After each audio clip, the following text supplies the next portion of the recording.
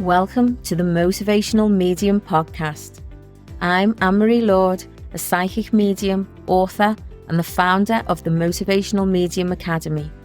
On this podcast, we'll explore intriguing topics such as mediumship, psychic abilities, and the amazing idea that we all have intuition within us.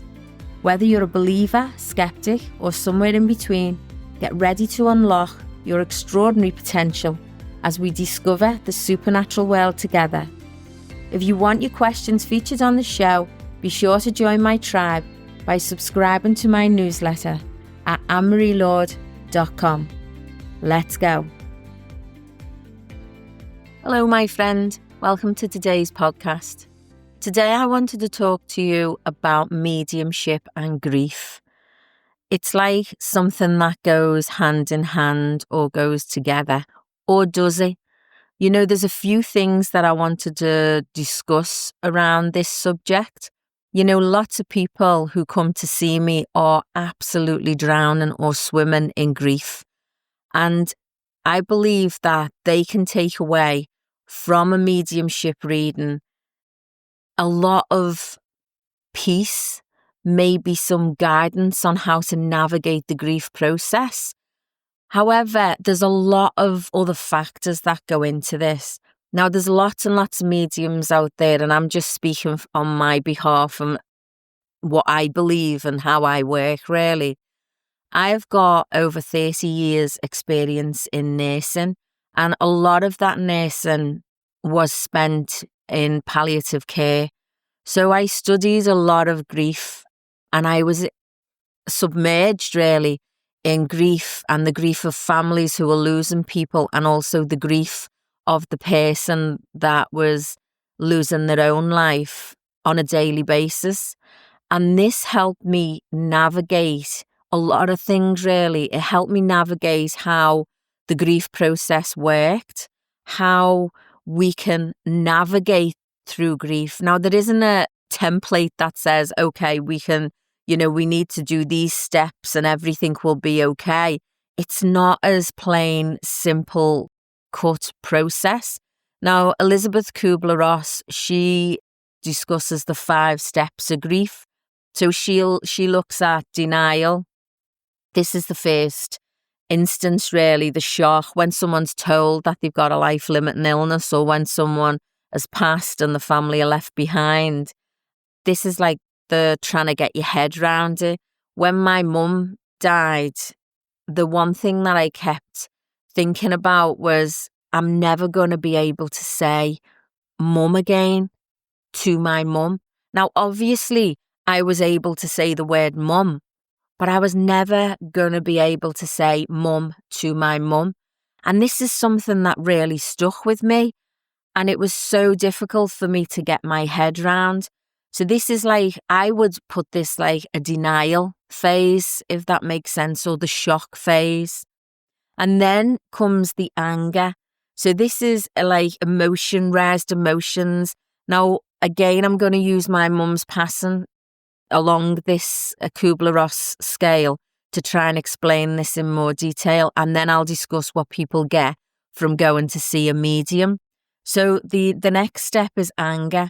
Now, be aware that a lot of these stages, even though they're numbered 1, 2, 3, 4, and 5, when we go through the grief process, we can actually bounce between a few different stages, sometimes getting stuck and also sometimes going backwards, if you like. So let me just go through these first so we can explain. So the next stage is anger. This is when the emotions rise. You know, I was so pissed off. My mum was 47 years of age. She had a whole life ahead of her. I was so angry because my babies were only really, really little. And I wanted her to be a nan. I wanted her to be the nan there for them. My youngest brother was only 9 years of age. There were 6 of us kids. And she was dying. So the grief process for us started when her diagnosis was given to her at 43 years of age. So the grief process was a long, drawn-out process. And still I believe that people even if they're going through this, like if they're surrounded with people in grief, they've got someone in their family who is passing, or if they've got someone, I see a lot of people in my office whose family members have got dementia or Alzheimer's, and this could be an ongoing grief, because every day a lot of people lose a little part, or they say they lose a little part, or let's say we felt that with our mother-in-law, with my mother-in-law, my husband's mum. She had dementia, and we felt all the time we were losing a little part of her as we went along the journey. So the grief process can be very different, but also if you boil it all down, it comes down to pain, anger, denial. And then we get to bargaining. Now, what does bargaining mean? Bargaining is like, well, what have we done this, or what have we done that? And that helps us grow our guilt. A lot of people that come to see a medium feels guilty. They never got to say goodbye. They didn't get to go home in time. Like, I live in Australia, and there's a lot of people from all over the world that live in Australia. We're like a multicultural island, really. It's a huge island, but it's a multicultural country. And a lot of people will come and see me and say, I got on the plane, I knew she was ill or he was ill. Why didn't I go home sooner? So they decide to give themselves guilt. And we work a lot on guilt through the mediumship when people come to see me. And one of the things, if you're listening to this and you feel like, I didn't get a chance to go home and say goodbye, I didn't get a chance to be there, or I couldn't get home or see people as much as I wanted to, or we had to put mum into a nursing home or dad into a nursing home, I will guarantee when people come to see me and when spirit comes through, the one biggest thing they never ever mention is, oh yeah, you never came to see me. They want to talk about how life has developed since they've been in the spirit world, and to talk to you about how they still see the children being born, they still see the marriages, the celebration of life, the celebration of birthdays, the new home that you've moved into. In all the years I've done this and I've worked as a medium, I have never, ever, ever had one person come through and said, I'm so annoyed that they missed that flight or they didn't get home in time to see me. Not one person. So if you're listening to this and you're carrying this guilt with you, please let it go. Your mum, your dad, your brother, your sister, your son, your daughter, your grandma, your granddad, your friend, whoever it is, they just want you to know that they're still here.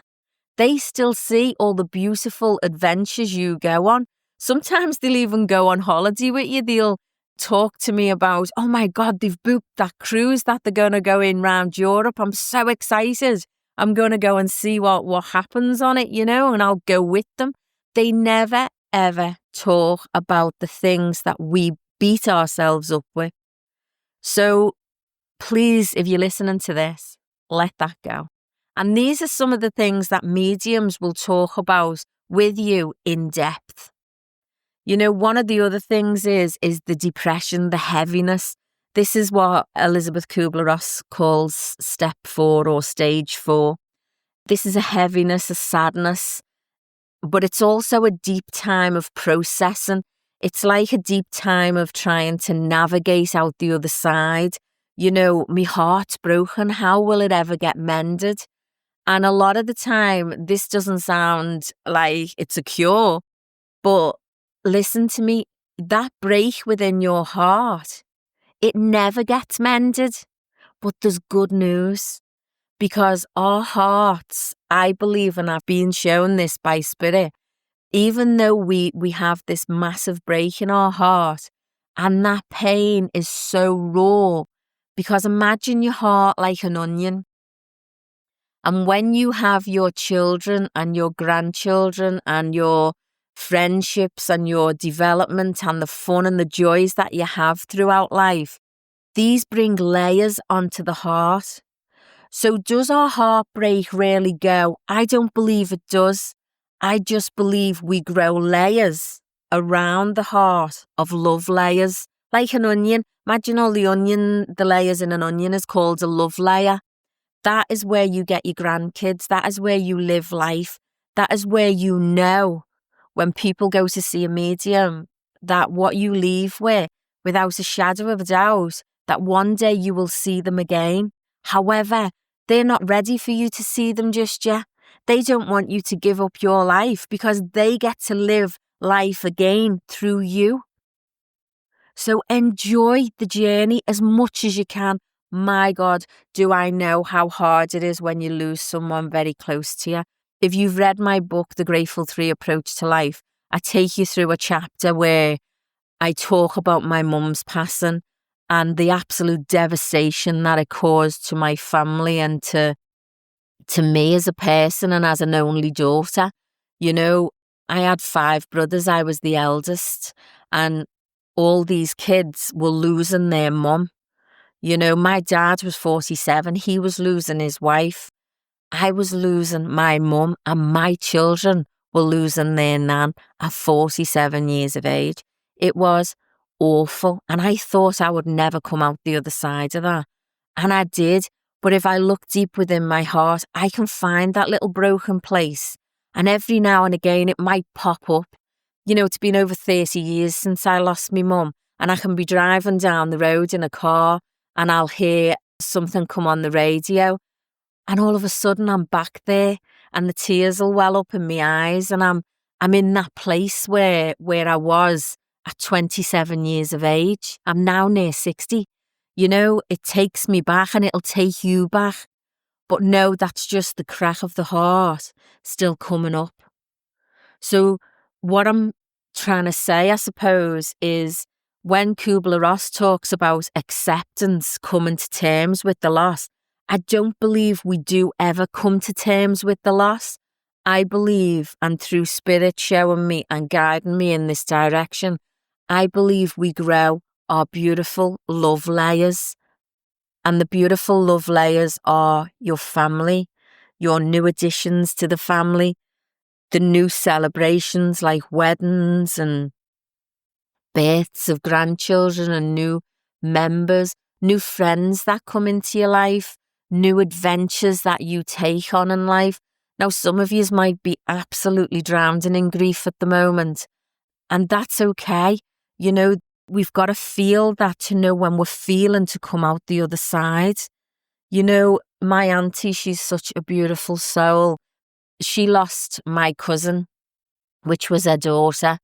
And my cousin Sue was the most funniest person I'd ever met in my life. She was hilarious.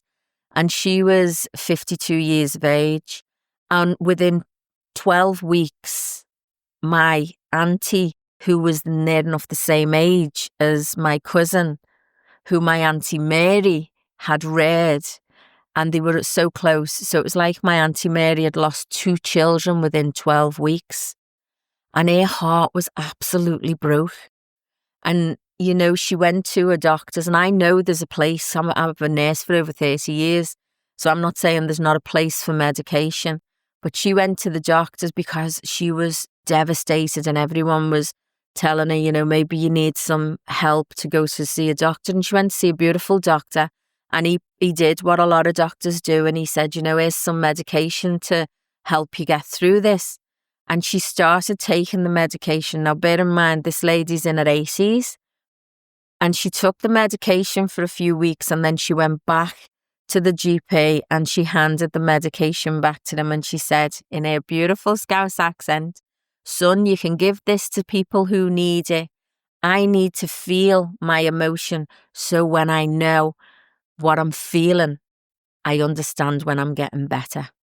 And that's what she did. Now, I'm not saying that's the right way for everybody, so please don't all stop taking medications. There's a very good place for medication. However, I'm not talking about that today. What I'm talking about is allowing yourself to feel this grief and allowing yourself to feel the subtle changes as you step between the 5 levels, and also allow yourself to feel them changes as the layers of love grow and come on top of your heart. the love layers, we'll call them, not an onion, because an onion can be stinky. I love onions, but anyway, let's allow that to grow and watch for them beautiful, subtle changes. One day you might find yourself smiling a lot more than you have done in a long time, or, you might even find yourself literally belly laughing. And I remember thinking, wow, I don't remember that feeling. I haven't felt like that in a long time. And then what happened was I went bouncing back into the 5 stages of grief, and I felt guilty for laughing. So we've got to go through some of these stages. But what I would say is allow life in. Allow yourself to be grateful for loving that person. I was so angry at losing my mum at 27. But then I thought to myself, my youngest brother is 9. My other brother is 13. I've had so many more years with my mum and some special memories than having them short few memories and short few times that they had.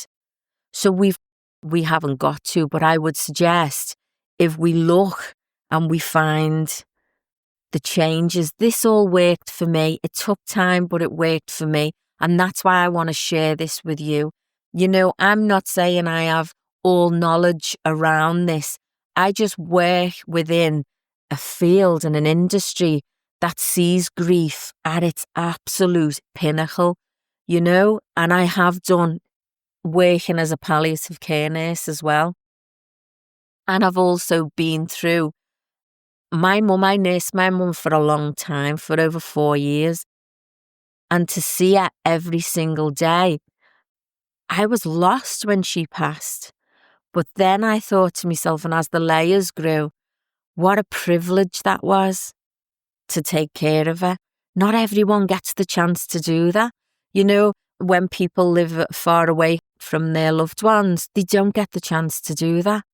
But look at what you have had within this relationship, and maybe that'll give you a little thin layer.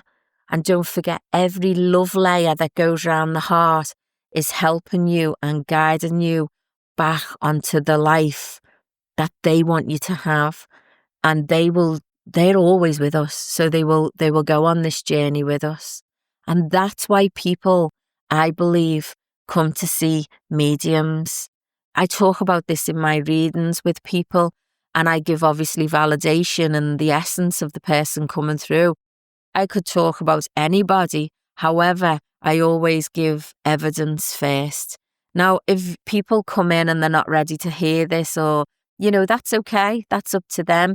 I know I try my best and I step up, and I know Spirit tries their best and they step up. Spirit is very intelligent and they know the love that they have for you, and that's why they're there. I might get things wrong. I might interpret things wrong, but I try my best, yeah? And I try my best for the person sitting in front of me and also for your loved ones in spirit. So I hope that's helped if some of you are going through the grieving process, or if you're still finding yourself in that absolute minefield of grief and don't know where to turn. Just look for something that you think could be a love layer, something simple, something delicate, because that's what it starts with. What have we got?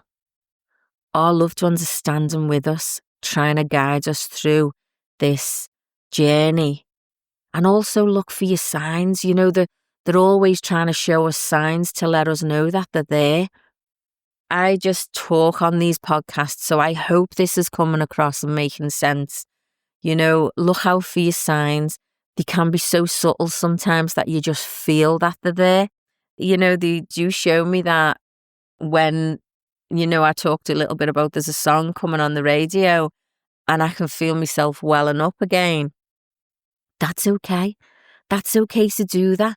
You are human. Go easy on yourself. Go gentle on yourself. Grief is hard. Look out for the signs. Say thank you. Acknowledge them. Speak to them.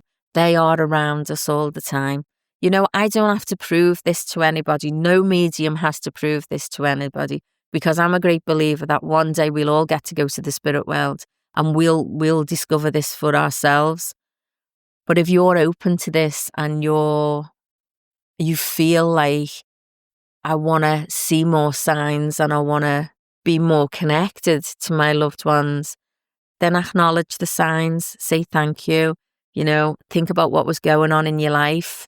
They might have just wanted to say hello because you had a bit of a rough day, or, you felt a little bit low that time, or you'd been thinking about them over the last few days.